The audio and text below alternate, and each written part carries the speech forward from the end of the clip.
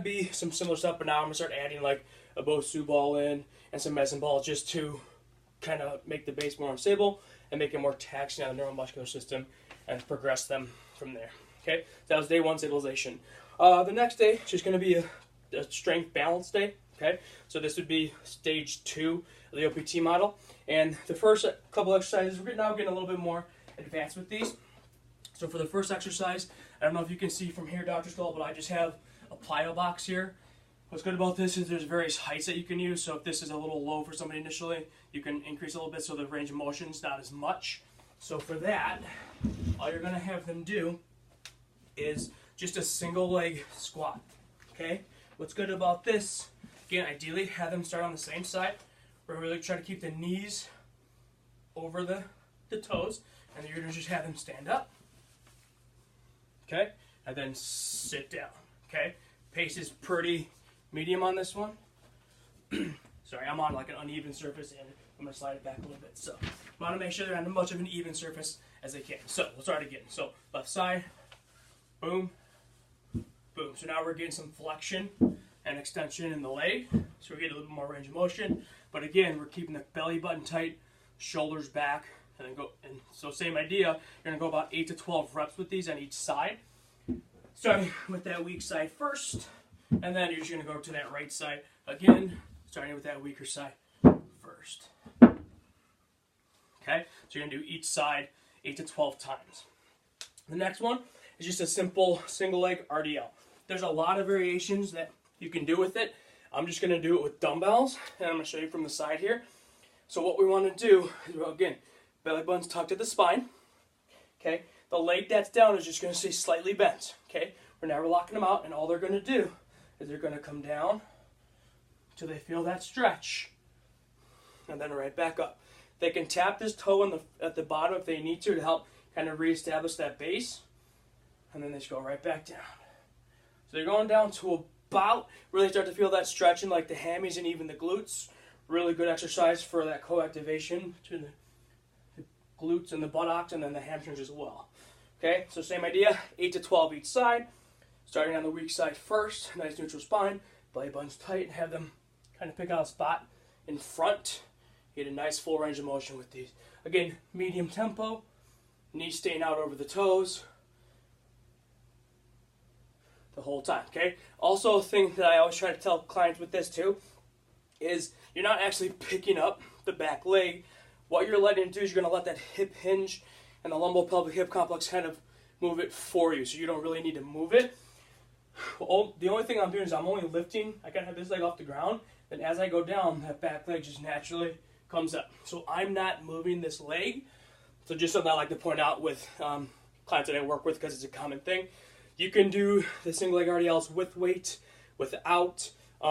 What's also great about this is if you have somebody that's balance is pretty weak, you're going to have them hold on to something to start. Eventually you want to progress them where they're not using it. They got to hold on to something, and then same idea, slight bend, straight up and down. So those are just good variations, good progressions from there. Next exercise, again, I'm going to try to do this. This box is probably a little bit higher than what you have most people do, but this is just a step up to balance. So again, weak side's going to go up on the box. You probably don't want them to go past 90 degrees with their knees. So I'm pretty good there. You don't want to have them way up here or anything like that. Okay, so you're just going to go step up to balance. Arms here, arm to the side. All you're going to do is come up. Straight up and down. Okay, again, medium pace. 8 to 12 each side. Starting with that weak side first. Switch.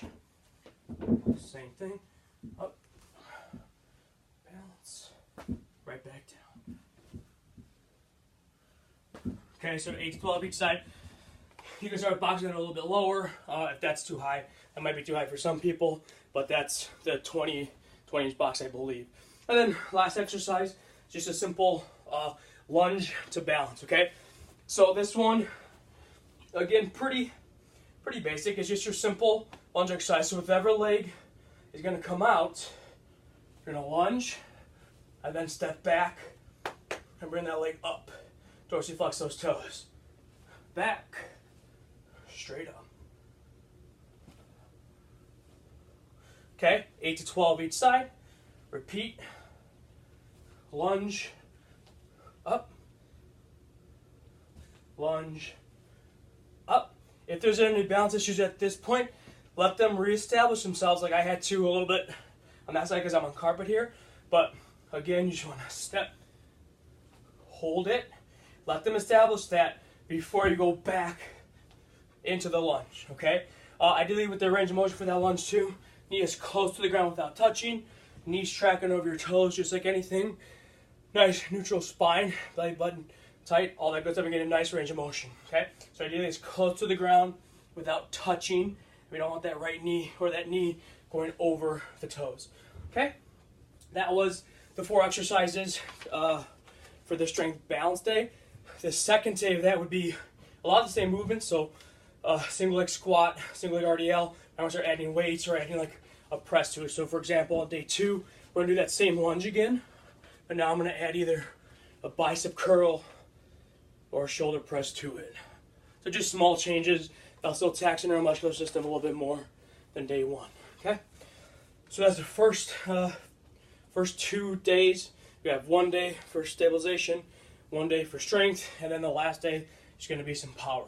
The exercise I chose for the power one is just going to simply be 2 exercises. So it's actually the second day of the program. So the first day is very similar. The second day is going to be more taxing proprioception and stuff like that. So I don't know if you can see it here. I tried to use some bright tape. I have 4 quadrants here. Tape, and I'm going to use that as my cues for my client. Okay, so what's different about the proprioceptive stuff versus just like jumping and landing is not only is there going to be, do you want to keep those same landing mechanics when we land, but now the individual has to control not only where they're going to go, but how to control it too. So the first exercise is just a single leg proprioception balance hop in the sagittal plane. So all that looks like is it's going to be front and back, okay? So the key with this is every time they land, absorb that landing, they're going to hold that for about 3 seconds, okay? And then back, hold that as well. What you want to make sure is they're landing with nice soft knees, okay? And they're going to land on the balls of the feet. You don't want to be having them land really hard on the heels or anything, okay? So that's going to be this one. So again, this is going to be 8 to 12 reps. So nice soft landing, absorb it, hold it, and back. Okay, absorb it, fight it, and it's okay if it's going to be a little challenge, just control it, 3 seconds, and then back, okay? You repeat the same thing on the other side, same idea, nice soft landing, control it, balance. We're still keeping the core tight, glutes tight, shoulders back, okay? We're not having too much of an arch in our back or anything. Hold it, stabilize. Again, you can see the difference in this side. This is again my bad knee. See how it's a little bit more stable for me, or unstable for me, but that's okay. Because once you control it, it's only going to get better. Okay, so again, that's going to be 8 to 12 each leg. This is going to be about 4 weeks in duration. Most of it's going to be 4 weeks. They do say with stabilization, you might want to be more like 6 weeks, but that's going to just kind of be dependent on the person. So that was the proprioception single leg hop in the sagittal plane. And then the last exercise I have for this, probably only need about 2 exercises for power.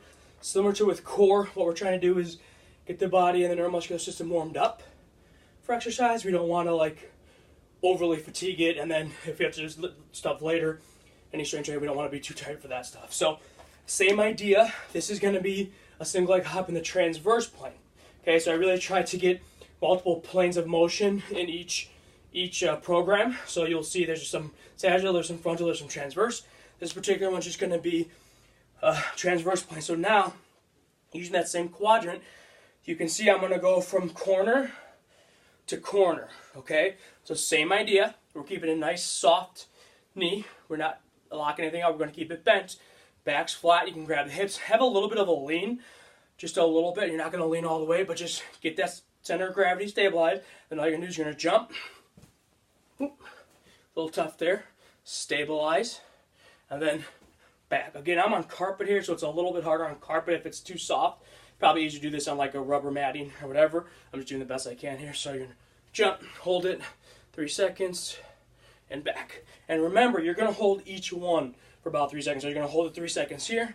So 1, 1,000, 2, 1,000, 3. And then here, 1 1,000, 2 1,000, 3. 8 on that side. Again, typically want to start on the weaker side, and then same idea. 1 1,000, 2 1,000, 3 1,000. Back. If foot touches for a second, fine. Restabilize, re-engage. 1 1,000, 2 1,000, 3 1,000. 1 1,000, 2 1,000, 3 1,000. And last one I'll show. Get that nice bend and stabilize the whole time. So biggest key with that, biggest difference with the power phase versus the other ones is you want to control and hold that landing for 3, they even say up to 5 seconds. Okay? So not only are we establishing and generating that power and that force, but now we're able to control what we're getting in the ground, and then we're able to put that back in the next thing that we're doing. It's only going to help sports performance and all that good stuff. So that was my 3-day stabilization, strength, power program for balance. Obviously, there's lots of variations that you can do from here.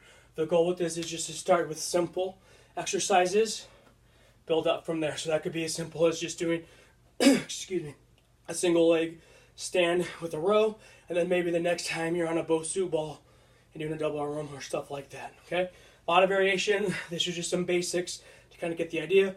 With 4 to 6 weeks, you're also going to want to progress them to not only keep them from plateauing, but just to keep them motivated and from getting burnt out with some of the exercises too. So always important to find the right progressions, know your athletes, and don't be afraid to change things up when you feel that they're ready for it.